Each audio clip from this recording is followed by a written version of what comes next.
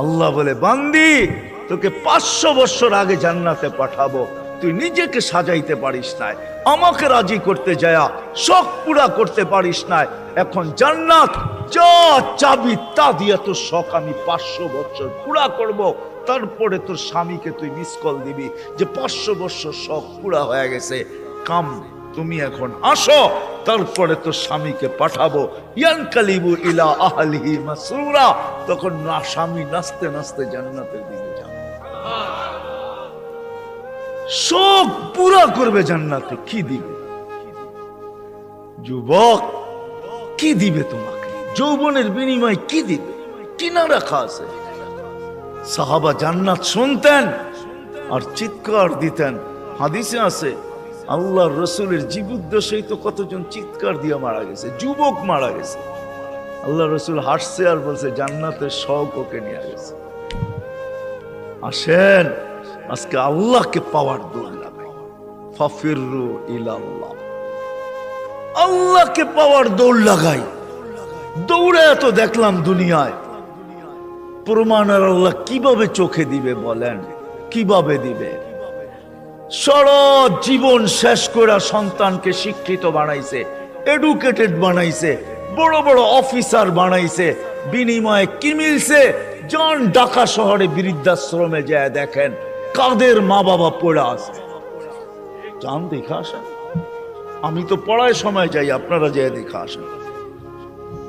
আমি অনেক সময় লুকায় লুকায় যাই, আপনারা দেখা আসেন যে কার মা বাবা পড়ে আছে। আমি নাম বলবো না, আমি ডজন কেন আরো বেশি নাম বলতে পারি, কার মা বাবা বৃদ্ধাশ্রমে পড়ে আছে। চোরা আছে, জান জান জান জান জান জান। কার মা বাবা বৃদ্ধাশ্রমে পড়ে আছে? কার মা বাবা নিজের ঘরে থাইকা বৃদ্ধাশ্রমের থেকে খারাপ অবস্থায় আছে? নিজের ঘরে সন্তানরা দুইটা চাকর রেখা দিছে, ওইখান থেকে বৈশা বৈশা বলে মাকে তো চাকর রেখা দিছি, বাবাকে তো চাকর রেখা দিছি, ড্রাইভার রেখা দিছি, কিচ্ছু করতে হয় না। মা বাবা বয়েও কিছু বলতে পারে না। চাকর ড্রাইভার বৃদ্ধাশ্রমে থাকলো এর চেয়ে ভালো থাকতো, এর চেয়ে দূর অবস্থায় থাকে। বলছে খবরদার যদি কোনো ফোন করলা আর বললা যে আমরা কষ্টে রাখি, খবরদার। বাঁচতে চাও না মরতে চাও? আমরা জানি খোদার কসম। আসেন চলে যেতে হবে, ছোট একটা জীবন। মা বোনদেরকে বলি, যুবকদেরকে বলি, চলে যেতে হবে। ছোট একটা জীবন, চলো আল্লাহকে রাজি করি। দুনিয়া তো সুখ দিবে, বস্তু ছাড়াও সুখ দিবে। বস্তু ছাড়া, বস্তু লাগবে না, সুখ দিবে। সুখ যদি দেয় তাহলে এটাই হয়, এটাই হয় সত্য কাহিনী, কিতাবের হাদিসের কাহিনী আমি বলতেছি, সত্য এটাই হয়। চুলা জ্বলে না, তারপরও স্বামী যখন ঘরে আসে তো বলছে খায়রুন নিসা, সবচেয়ে উত্তম মহিলাকে? আলী রাদিয়াল্লাহু তাআলা আনহুকে জিজ্ঞাসা করছে, বলছে ফাতেমার চেয়ে উত্তম মহিলা আর কেউ হতে পারে না। বলছে ফাতেমার স্বভাব কি? বলছে আমি কিছু আনি আর না আনি, ঘরে চুলা জ্বলুক আর না জ্বলুক, দাখালা যাওজুহা সারবাইতান সাররাত ওয়া তাবাসসামাত, আমি যখন ঘরে ঢুকি তো ফাতেমা খুশিতে নাচতে থাকে, মুস্কি মুস্কি হাসতে থাকে। আজ পর্যন্ত ফাতেমা জিজ্ঞাসা করে নাই কিছু আনো নাই কেন, হাত খালি কেন। আবার এটাও বলছে 2 টোকা আমার কোনোদিন দিতে হয় না, 1 টোকা দিতে দেরি। ফাতেমা দরজা খুলতে দেরি করে না। জিজ্ঞাসা করছি এত তাড়াতাড়ি দরজা খুলিস কি করে? আব্বা শিখায়া দিছে ফাতেমা আলী যেন দরজা টোকাটুকি না করে, বলে এই জন্যই দরজায় পিঠ লাগায় দাঁড়ায় থাকি, টোকাটা যেন আমার পিঠে পড়ে, পিঠে। সুখ কাকে বলে? আমি তো সন্তানেরটাও দেখাইলাম, একটা না 100 দেখানো যায়। বাইজিদ বুস্তামি এমনি ওলি হয় নাই।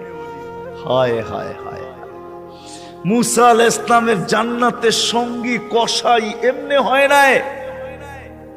ওয়াইস করনি জান্নাতের দরজায় দাঁড়ায়া আল্লাহ মার সেবার বদলা দিবে, এমনি না। দিনদার হওয়া ছাড়া, আল্লাহকে পাওয়া ছাড়া, আল্লাহর দিকে দৌড় দেওয়া ছাড়া সুখ জীবনে আসে না। নাইলে আর্টিফিশিয়াল সুখ হবে।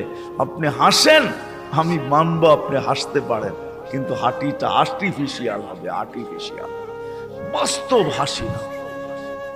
এই জন্য আল্লাহর রসুল আসছেন আমাদেরকে আল্লাহ পাওয়ায় দেওয়ার জন্য, আল্লাহকে মিলায় দেওয়ার জন্য, আল্লাহকে রাজি করা দেওয়ার জন্য। আসেন শিখি, শিখি, শিখতে হবে, শিখা ছাড়া হবে না। আমি ওয়াজ দিয়ে আপনাদেরকে বুঝাইয়া দিতে পারবো না। 1 ঘন্টার ওয়াজ আর কতটুকু বুঝাবো? 60-70 বছরের জীবন, এটা আপনাকে শিখতে হবে। শিক্ষার ক্ষেত্রে যেতে হবে, স্থানে যেতে হবে।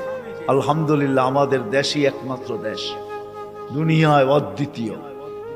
মক্কা, মদিনা, বাইতুল মুকাদ্দাস ভিন্ন কথা, এই 3 জায়গার সাথে কোনো তুলনা হয় না।